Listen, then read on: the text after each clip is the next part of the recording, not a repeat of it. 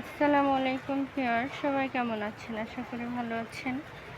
ছাদ বাগানে সুন্দর আলু শাক, পুঁই শাক, কচু শাক হয়েছে। তো বাগানে শাকসবজি সুন্দর হলে কিন্তু ভালো লাগে। এদিকেও নানা রকম গাছ। তো বাগানটা পরিষ্কার করে দিতে হবে। বাগানে মশা ঘাস হয়ে গেছে। আর এদিকে তো ফুল ফলের গাছগুলো এই সাইড করে দিয়েছি। এদিকে পেয়ারা, বিলম্ব ফুলের গাছ, এই যে সবজি গাছ, পুঁই শাক, কচু শাক, কুমড়া শাক, এই যে কামরাঙ্গা গাছে আবারও ফুল এসেছে। আর এদিকে তো লেবু, মাশাআল্লাহ অনেক লেবু হয়েছে গাছে, কাগজি লেবু। তো এদিকে ড্রাগন ফলের গাছ, নানা রকম গাছ। এদিকে তো গাছগুলো কিন্তু অনেক জঙ্গল হয়ে গেছে বাগানটা। বাবা এদিকে সবজি বীজ বসিয়েছি, চারা হচ্ছে। বেগুন গাছ, নানা রকম শাকসবজি গাছ, সারা বছরই ধরে ফুল ফল শাকসবজি। এদিকে পেঁপে, নানা রকম শাকসবজি, কামিনী ফুলে ভরে আছে, সুগন্ধি, পোলাও পাতার গাছ, দুলন চাপা। এদিকে নানা রকম শাকসবজির গাছ, ভুট্টা গাছ, বরবটি হয়েছে মাশাআল্লাহ। তো এই যে সুন্দর বরবটি দেখা যাচ্ছে।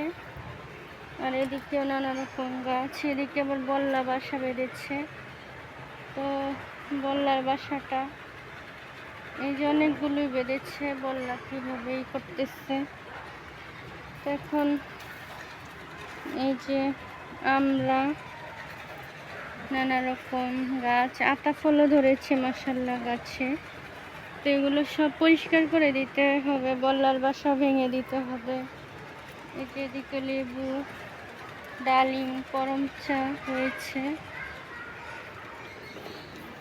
তার এদিকেও নানা রকম ফুলের গাছ, বেলি ফুল হয়ে আছে গাছে, সুন্দর সুগন্ধি। তো এদিকে চেরি ফুলের গাছ, সুন্দর চেরি ফুল ফুটতেছে, কলি এসেছে।